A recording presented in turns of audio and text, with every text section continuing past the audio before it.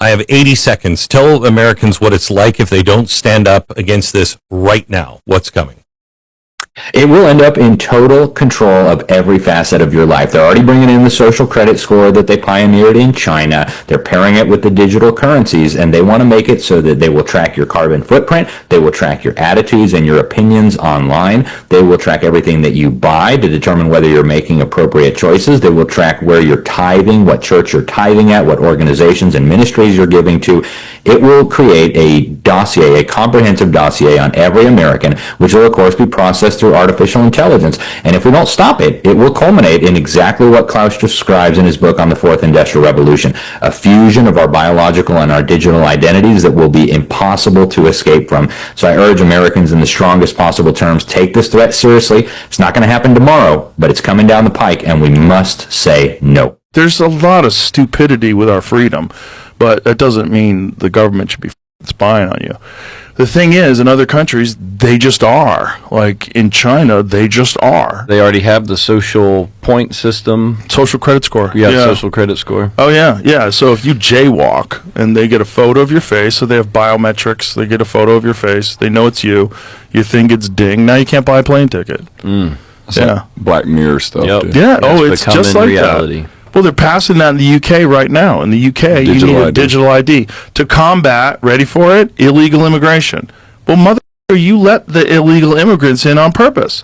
Like, you guys knew what you were doing, and now you're using it as a justification for digital ID. I just watched one this morning, actually, about, it was a British judge. A guy got sentenced. I saw that, yeah. For however many years for a 20 months, social media post. For a social media post. It was about immigration. It's getting complaining weird, about immigration. It's wild. Yeah, it's wild. It's crazy. And, you know, it's the best way to control people, you know, and keep them at each other's throats. Like, bring in a bunch of people that the people that live there don't want there and let them duke it out, and then start instituting tighter and tighter restrictions and control. Many people are a little worried about what will happen to them with the digital euro. Can you encourage them? Why is the digital euro good for people like you and me? A digital currency where it has been piloted, and there is only one which is clearly now launched in a very small country, but it is piloted on a fairly large scale in China, is of use and of service to all citizens. So it is not something that is good for the elite, or is good for the young, or is good for some versus others. If it is well done, and if it is well implemented, it would be of service to all citizens. And why are you and so many others against it when it's normal in most parts of Europe? Do you not trust Whitehall to keep the information safe? Firstly, this is Britain. This is one of the things that makes us different, our relationship with the state. But number one, it's not going to stop a single illegal migrant. It's not going to work. Everybody, even Ed Balls, who used to be in the Labour government, has said that literally on air. Secondly, the government itself was warned by its own experts that this would actually make all of our information vulnerable, because you've got one access data point and the criminals can attack that. But thirdly, of course, it's going to give lots of information to the government they can use as they wish. And we saw in COVID, and we saw with Tony Blair, that governments sometimes are quite ruthless. Many of the so-called Many believe that the so-called liberal world order was acceptable or even convenient. Well, yes, hierarchy would limit the capability of those who are not at the top of the pyramid of the food chain, if you permit me. But still, at the same time, they reside at the food, but still that would lift a big chunk of responsibility from them. Just the rules are as follows: just accept the set of conditions, fit into the system, and you receive your dues, and be happy, think of nothing. Others will think and make decisions instead of you. No matter what they say, no matter what they use as pretexts, that was the case, and the experts in this room know that. Some people were conceited enough to believe that they can admonish everybody. Others played up to the strong ones, being obedient, bargaining cheap in item and trade, avoiding problems and receiving their small perks. And now in the old world in Europe, we have a lot of such politicians left still. Those who were not in agreement, tried to uphold their interests, were considered kind of weirdos, to put it mildly.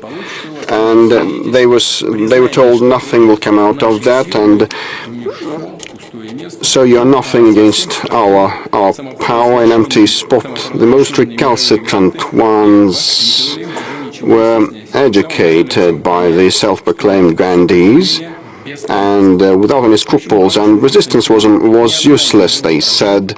That did not result in anything good. Not a single global problem was resolved. At the same time, still new and new problems keep piling up. The global governance institutions created in the past either don't operate and work properly or have lost their efficiency to a huge extent. No matter what capability or potential a single country might have, any power has its limits. There are many ways this system could be abused, and there are not enough protections to ensure that it doesn't become mandatory. Furthermore, the protections which do exist are not robust and leave the door open for activities such as online banking to become highly inconvenient without a digital ID. At least the system should be voluntary for users who would like the convenience of having their data stored in one digital location and in no more. If people don't want it, they shouldn't have to use it. Mark my words, it won't be long before digital ID will become a condition of employment in this country, and as sure as night follows day, the corporate sector will adopt the system on behalf of the government. These laws must be repealed urgently, and I thank Senators Hanson, Roberts, Babbitt, Canavan and Rennick for co-sponsoring this bill. To rely on labour that exploits foreign workers and undercuts fair wages, but the simple fact that every nation needs to have control over its borders. I think it's a good idea. I mean, we could be we're being tracked every day anyway through the use of our mobile phones. I suppose what I think is some people complain about immigration. Some people complain about people complaining about immigration. You know, we all need to do whatever we can to support the government to manage immigration, and identity cards are a way of doing that. It's something people have been calling for a while, and I think it needs to be thought through. I was surprised at the announcement yesterday, which did seem to come out of the blue.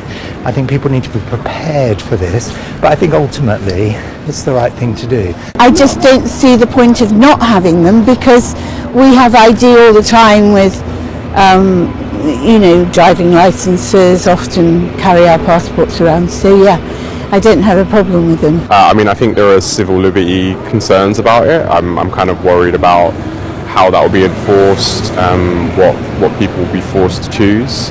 I wonder how effective it will be about actually managing it, and I think in the current climate, I think it puts emphasis on the experience of kind of asylum seekers and immigrants and migrants to this country, when often they're just trying to live life and do things and get on like we all are. So I'm not in support of it based on what I've seen so far. I think in principle it's a good idea. I think the idea of the ID card is in principle a very good idea. I'm hugely concerned about the whole push towards AI and digital, because of course, you know, we know that there are dangers with holding an enormous amount of people's information digitally.